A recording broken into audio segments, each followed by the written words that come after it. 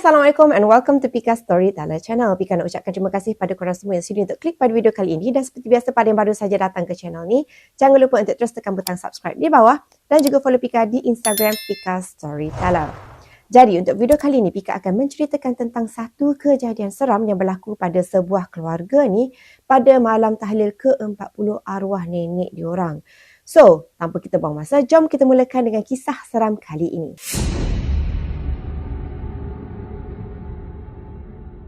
Sebagai pengenalan, sebenarnya kisah ini dikongsikan oleh adik, iaitu salah seorang daripada subscriber Pika yang mana dia bagi tahu kejadian ini sebenarnya berlaku pada tahun 2017 di kawasan perumahan dia yang terletak di daerah Pitas, Sabah. Pada bulan Julai 2017, mereka semua ni satu keluarga telah pun kehilangan ataupun kematian nenek kesayangan diorang disebabkan oleh sakit tua. So kebiasaannya dalam family dia ni, kalau ada seseorang ahli keluarga meninggal, mereka akan mengadakan majlis tahlil, tapi bukan setiap malam tau. Mereka akan adakan macam pada malam-malam tertentu. Contohnya macam malam ke-3, malam ke-7, malam ke-10, malam ke-20 dan malam ke-30 dan juga malam ke-40. Dan lagi satu, adik ni juga ada bagi tahu pada malam ke-40, kebiasaannya family diorang ni akan bagi buah tangan kepada tetamu yang hadir. Buah tangan tu pula mungkin dalam bentuk macam buah-buahan ke, makanan macam kuih bungih ke, ataupun mungkin juga macam kain batik. Jadi, kejadian seram yang berlaku pada diorang ni berlaku pada malam ke-40 majlis tahlil arwah nenek dia dan juga bersamaan juga dengan malam raya Aidiladha. So dekat sini, adik ni ada bagi tahu yang keadaan kampung diorang tu mungkin agak sunyi lah. Disebabkan oleh kebanyakan penduduk kampung ni mungkin ada yang dah pun balik ke kampung halaman masing-masing ataupun dah pun pulang ke kampung halaman sebelah mertua diorang. Jadi dekat sini, Pika boleh nampak lah yang keadaan kampung tu mungkin sedikit sunyi nak dibandingkan dengan malam-malam sebelum ni. Pada malam tu sekitar jam 8 malam, diorang semua ni pergilah berkumpul dekat rumah mak saudara bongsu adik, yang mana rumah mak saudara bongsu dia ni terletak selang satu rumah je daripada rumah adik ni. Adik kata yang mereka semua ada lebih kurang dalam 10 orang macam tu yang pergi berkumpul dekat sana, termasuklah adik, lepas tu mak ayah dia, adik dia, lepas tu mak saudara, sepupu dan juga bapa saudara si adik ni lah. Okey, ada lebih kurang dalam 10 orang macam tu. Pergilah berkumpul dekat rumah mak saudara bongsu dia ni. Sebab mereka ni nak prepare lah apa yang patut, termasuklah juga sediakanlah buah-buah tangan apa semua tu kan. Kemudian nak dijadikan cerita lagi, pada malam tu juga mak adik ni telah pun mengalami gastrik. Jadi nak tak nak, ayah adik ni kenalah bawa mak dia ni pergi ke hospital berdekatan lah. Okay, so masa tu tinggallah diorang ni 8 orang dekat dalam rumah tu. Selang selepas beberapa minit, ayah dan juga ibu adik ni pergi ke hospital. Masa tu korang boleh imagine diorang kan ramai-ramai berkumpul dekat dalam rumah kan. Ada 8 orang. Jadi agak bising lah kan, bersembang dan sebagainya. Masa diorang tengah duk buat kerja sambil bersembang tu, pada masa ni adik ni dan juga beberapa orang lagi ahli keluarga adik ni, mereka perasan dekat luar tingkap rumah diorang tu, yang diorang duduk tu, macam ada seseorang tengah mengintai dekat celah-celah tingkap tu. Pada masa tu, mereka yang nampak seseorang tengah mengintai tu cuma abaikan je lah sebab mereka rasa yang mungkin itu cuma satu bayang-bayang. Macam tu je.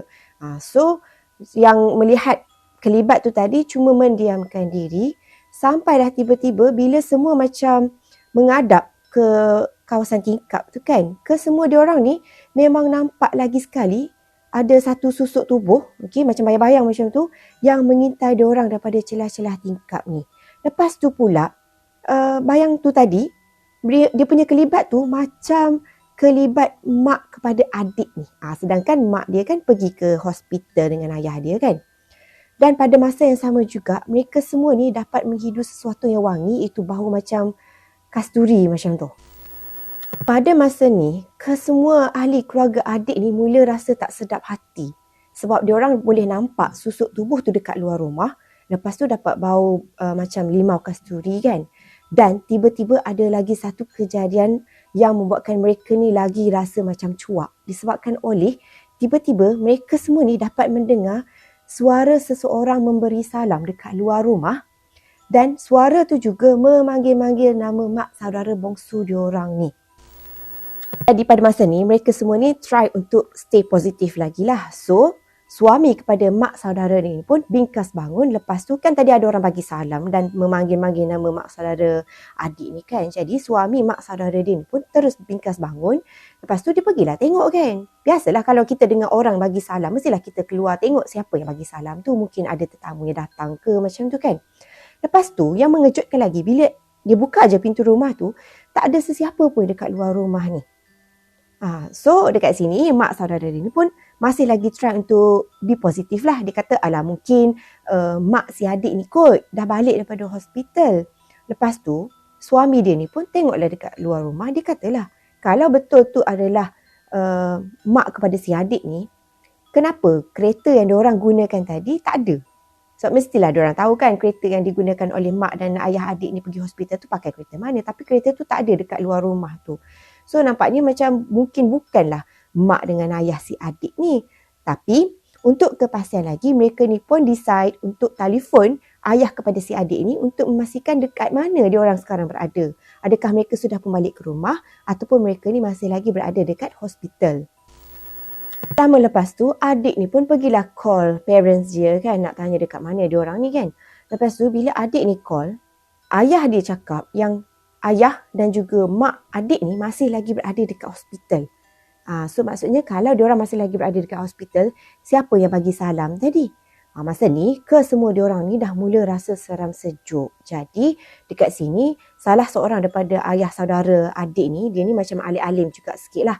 Okay, jadi diarahkan kesemua diorang, 8 orang dekat dalam rumah tu untuk semua bangun dan lepas tu pergi tutup tingkap ataupun tutup langsir macam tu lah. Dan mereka kenalah baca ayat kursi beramai-ramai. Lepas tu kan adik, mak saudara dia dengan bapa saudara ni pergilah ke bahagian dapur untuk tutup tingkap, tutup langsir macam tu lah. Dan tiba-tiba mereka ni terdengar lagi sekali suara seakan-akan suara mak adik memberi salam dekat bahagian luar dapur tu pula. Dan pada masa ni, mereka ni dah yakin lah kan bahawa benda dekat luar tu mungkin bukan mak kepada adik ni. Sebab kan diorang baru je lepas on call dengan mak adik ni. Dan mak adik tu kata mereka ni masih lagi berada dekat hospital kan. Jadi pada masa ni, bapa saudara adik ni pun dengan tegasnya menjerit. Dia cakap jangan buka pintu. Sebab mungkin dia dah tahu dekat luar tu memang bukan sesiapa pun. Tetapi ada sesuatu yang sedang mengusik diorang. Pada masa ni, si adik ni berada betul-betul di depan tingkap berhadapan dengan beranda rumah. Dan pada masa tu, dengan jelasnya adik ni dia boleh nampak satu susuk tubuh dekat luar tu yang sama seperti arwah nenek dia. Cumanya, susuk tubuh yang dia nampak tu tadi memakai kain batik, lepas tu dia pakai baju lengan panjang warna orange dan ada lagi satu kain batik ni pula menutup kepala dia.